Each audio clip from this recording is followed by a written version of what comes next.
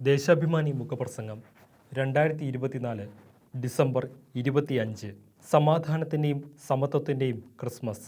ഭൂമിയിൽ മനുഷ്യർക്ക് സമാധാനമെന്ന ആശംസാ വചനങ്ങളോടെയാണ് യേശുക്രിസ്തുവിൻ്റെ പിറവി ദൈവദൂതർ ലോകത്തെ അറിയിച്ചതെന്ന് ബൈബിൾ ആലങ്കാരിക ഭംഗിയിൽ വിവരിക്കുന്നു. ചെല്ലുന്നിടത്തെല്ലാം സമാധാനം നേരുവിൻ എന്ന ദൗത്യവുമായാണ് യേശു ശിഷ്യരെ സുവിശേഷം അറിയിക്കാൻ അയക്കുന്നത്. യേശു അറിയിച്ച സുവിശേഷം ലോകസമാധാനം ആയിരുന്നു.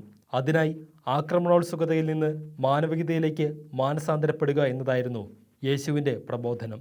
യേശുവിൻ്റെ ജന്മനഗരമായി ബൈബിൾ വിവരിക്കുന്ന ബെത്ലഹേം ഉൾപ്പെടെ ഇസ്രായേൽ ആക്രമണത്തിൽ ശവക്കൂനുകൾ മാത്രം അവശേഷിക്കുന്ന വിജനഭൂമി ആയിക്കൊണ്ടിരിക്കുകയാണ് വീണ്ടും ഒരു ക്രിസ്മസ് എത്തുന്നത്.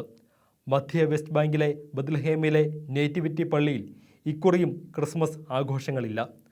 14 മാസം പിന്നിട്ട ഇസ്രായേൽ ആക്രമണം ഒത്തുതീർപ്പ് ചർച്ചകൾക്കിടയിലും ആശുപത്രികളിലും സ്കൂളുകളിലും മിസൈലുകൾ വർഷിച്ചുകൊണ്ട് തുടരുകയാണ്. ഗാസയിൽ ഇതുവരെ 45,000-ലധികം ആളുകൾ കൊല്ലപ്പെട്ടു. അതിൽ ഏറെയും സ്ത്രീകളും കുട്ടികളുമാണ്. ആക്രമണോത്സുകത, മതരാഷ്ട്രീയം അതിൻ്റെ കാർക്കശ്യത്തിൽ പിന്തുടരുന്ന ഇസ്രായേലിന് ക്രിസ്മസിൻ്റെ സമാധാന സന്ദേശം ഉൾക്കൊള്ളാൻ ബാധ്യതയില്ല. എന്നാൽ ക്രൈസ്തവികം എന്ന് സ്വയം വിശേഷിപ്പിക്കുന്ന US ഉൾപ്പെടെയുള്ള രാഷ്ട്രങ്ങൾ ഇസ്രായേലിന് നൽകുന്ന ഏകപക്ഷീയ പിന്തുണയെക്കുറിച്ച് പുനർവിചിന്തനം നടത്താനുള്ള ബാധ്യത യേശുവിൻ്റെ പിറവി തിരുനാൾ ഓർമ്മിപ്പിക്കുന്നുണ്ട്. മതവും രാഷ്ട്രീയവും അഭേദ്യമാം വിധം കെട്ടുപിണിഞ്ഞു കിടക്കുന്ന യഹൂദ ചരിത്രത്തിൽ യേശു ദൈവത്തിനുള്ളത് ദൈവത്തിനും സീസറിനുള്ളത് സീസറിനും എന്ന പ്രയോഗത്തിലൂടെ മതരാഷ്ട്രീയത്തെ തള്ളി യഹൂദ ചരിത്രത്തെ വഴിതിരിച്ചു വിടുകയായിരുന്നു. മതരാഷ്ട്രമല്ല, സമത്വവും സ്വാതന്ത്ര്യവും സാഹോദര്യവും സമാധാനവും നീതിയും സത്യവും നിലനിൽക്കുന്ന ദൈവരാജ്യമായിരുന്നു യേശുവിൻ്റെ പ്രബോധനങ്ങളുടെ കാതൽ. ദരിദ്രർ ഭാഗ്യവാന്മാർ എന്ന് തുടങ്ങുന്ന പുതിയ നിയമഭാഗം യേശു വിഭാവനം ചെയ്യുന്ന ഭൂമിയിലെ സ്വർഗരാജ്യത്തെക്കുറിച്ചുള്ള ദൃശ്യവൽക്കരണമാണ്. ഒരു വശത്ത് സമ്പത്ത് ചിലരിൽ കുന്നുകൂടുന്ന ലോകത്ത്, മറുവശത്ത് ദാരിദ്ര്യവും അതിൻ്റെ ഉൽപ്പന്നങ്ങളായ അസമത്വവും അനീതിയും അടിമത്വവും അരങ്ങുവാഴുമ്പോൾ ക്രിസ്മസ് മനസ്സിൽ ഉണർത്തേണ്ടത് സമതയുടെ സന്ദേശമാണ്. തീവ്ര യഹൂദ മതരാഷ്ട്ര ആശയമായ സയനിസത്തിൽ നിന്ന് പ്രചോദനം ഉൾക്കൊണ്ട ഹിന്ദുത്വ രാഷ്ട്രീയം ഭരണം കൈയാളുന്ന ഇന്ത്യയിൽ ക്രൈസ്തവർ അടക്കമുള്ള ന്യൂനപക്ഷത്തിൻ്റെ അരക്ഷിതബോധം അനുദിനം വർദ്ധിക്കുന്ന സാഹചര്യത്തിലാണ് ക്രിസ്മസ് കടന്നുവരുന്നത്. രാജ്യത്ത് പലയിടത്തും ക്രൈസ്തവർക്കെതിരെ സംഘപരിവാർ നടത്തുന്ന ആക്രമണങ്ങളും വർദ്ധിച്ചു വരികയാണ്. കാത്തലിക് ബിഷപ്സ് കോൺഫറൻസിൻ്റെ ക്രിസ്മസ് വിരുന്നിൽ പങ്കെടുത്ത് യേശുവിൻ്റെ സമാധാന സാഹോദര്യ പ്രബോധനങ്ങളെക്കുറിച്ച് പ്രധാനമന്ത്രി നരേന്ദ്രമോദി വാചാലനായി. എന്നാൽ മണിപ്പൂരിൽ തുടരുന്ന ക്രൈസ്തവ വേട്ടയെക്കുറിച്ച് ഒരക്ഷരം മിണ്ടിയിട്ടില്ല എന്നത് അദ്ദേഹത്തിൻ്റെ പ്രവൃത്തിയും സംസാരവും ആത്മാർത്ഥത ലേശമില്ലാത്ത രാഷ്ട്രീയ ലക്ഷ്യങ്ങളോടുകൂടിയ പ്രകടനപരത മാത്രമാണെന്ന് വ്യക്തമാക്കുന്നു. കേരളത്തിൽ ക്രൈസ്തവ ജനവിഭാഗത്തിൽ മുസ്ലിങ്ങളോടുള്ള അപരത്വ ഭീതി നട്ടുവളർത്തി കൂടെ കൂട്ടാൻ ഏറ്റവും ഒടുവിൽ മുനമ്പം പ്രശ്നം വരെ കരുവാക്കുന്ന സംഘപരിവാർ ബിഷപ്പുമാരുടെ അരമനകളിലേക്കും ക്രൈസ്തവ ഭവനങ്ങളിലേക്കും ക്രിസ്മസ് കാലത്ത് സ്നേഹ സന്ദേശ യാത്ര നടത്തുന്ന സമയത്തു തന്നെയാണ് പാലക്കാട് നല്ലേപ്പള്ളിയിൽ സ്കൂളിൽ ക്രിസ്മസ് ആഘോഷിച്ച അധ്യാപകരെയും വിദ്യാർത്ഥികളെയും വിശ്വഹിന്ദു പരിഷത്ത് പ്രവർത്തകർ ഭീഷണിപ്പെടുത്തിയത്.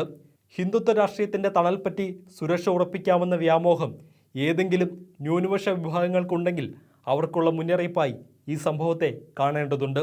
യേശുവിനെ പരമേശ പവിത്രപുത്രൻ എന്ന് വിശേഷിപ്പിച്ച ശ്രീനാരായണ ഗുരു ആലുവയിൽ വിളിച്ചു ചേർത്ത സർവമത സമ്മേളനത്തിൻ്റെ 100ാം വാർഷികത്തോടനുബന്ധിച്ച് വത്തിക്കാനിൽ അടുത്തിടെ സംഘടിപ്പിച്ച ലോക സർവമത സമ്മേളനം ക്രിസ്മസിൻ്റെ അവസരത്തിൽ മലയാളികൾക്ക് അഭിമാനം പകരുന്നു. ഫ്രാൻസിസ് മാർപ്പാപ്പയടക്കം മതനേതാക്കൾ പങ്കെടുത്ത സമ്മേളനം ലോക സമാധാനത്തിനായി നടത്തിയ ആഹ്വാനം തന്നെയാണ് ഈ ക്രിസ്മസിൻ്റെയും സന്ദേശം. ദേശാഭിമാനി മുഖപ്രസംഗം 2024 ഡിസംബർ 25. ഇന്ത്യൻ സിനിമയുടെ സൗന്ദര്യം. ഇന്ത്യൻ സിനിമയുടെ ഇതിഹാസമാണ് തിങ്കളാഴ്ച വിട പറഞ്ഞ സംവിധായകനും തിരക്കഥാകൃത്തുമായ ശ്യാം ബെനഗൽ. ഹൈദരാബാദിൽ ജനിച്ച് പിന്നീട് മുംബൈയിലേക്ക് തട്ടകം മാറ്റിയ ബെനഗൽ ഇന്ത്യൻ സിനിമയെ വിശ്വചക്രവാളത്തിലേക്ക് ഉയർത്തി. ഇന്ത്യൻ സിനിമയെന്നാൽ ബോളിവുഡ് മസാല മാത്രമല്ലെന്ന് ലോകം അറിഞ്ഞത് ബെനഗലിലൂടെയാണ്. ഹിന്ദി സിനിമയിലെ ഏകാന്ത പഥികനുമായിരുന്നു. ഇന്ത്യൻ സിനിമയുടെ അപൂർവ സൗന്ദര്യമായിരുന്നു ബെനഗൽ സിനിമകളെന്ന് പറയാം. സമൂഹത്തിൻ്റെ നേർചിത്രമാണ് അദ്ദേഹം സിനിമയിലൂടെ ജനങ്ങൾക്ക് കാണിച്ചു കൊടുത്തത്. സാമൂഹ്യ യാഥാർത്ഥ്യങ്ങളെ അദ്ദേഹം തൊട്ടറിഞ്ഞു. സാമൂഹ്യ വ്യവസ്ഥയെ ആഴത്തിൽ വിശകലനം ചെയ്തു. സമൂഹത്തിൽ മാറ്റം കൊണ്ടുവരാൻ സിനിമയ്ക്ക് കരുത്തുണ്ടെന്ന് ബെനഗൽ ഉറച്ചു വിശ്വസിച്ചു. പാവപ്പെട്ടവരോടും പാർശ്വവൽക്കരിക്കപ്പെട്ടവരോടുമായിരുന്നു പ്രതിബദ്ധത. കർഷകരുടെയും സ്ത്രീകളുടെയും സങ്കടങ്ങളും അവരുടെ ചെറുത്തുനിൽപ്പും കഥ പറച്ചിലിലൂടെ പ്രേക്ഷകരിലെത്തിച്ചു. ബെനഗലിൻ്റെ എല്ലാ സിനിമകളിലും സ്ത്രീയുടെ ചെറുത്തുനിൽപ്പ് മുൻനിരയിലുണ്ടായിരുന്നു. സ്മിത പാട്ടീലും ശബാന ആസ്മിയും ആ ചെറുത്തുനിൽപ്പിൻ്റെ ശക്തിയായി. ഓം പുരിയും നസറുദ്ദീൻ ഷായും അമരേഷ് പുരിയുമെല്ലാം അഭിനയത്തിൻ്റെ കൊടുമുടി കയറിയത് ബെനഗൽ ചിത്രങ്ങളിലൂടെയാണ്.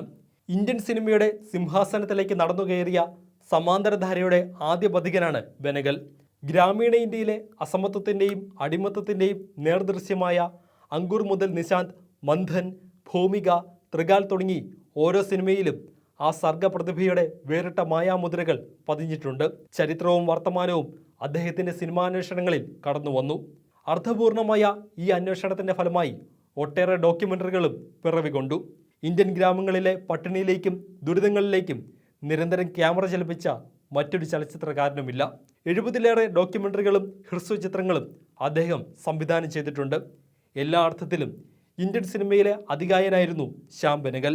ആ മഹാപ്രതിഭയുടെ ഓർമ്മകൾക്ക് മുന്നിൽ പ്രണാമം.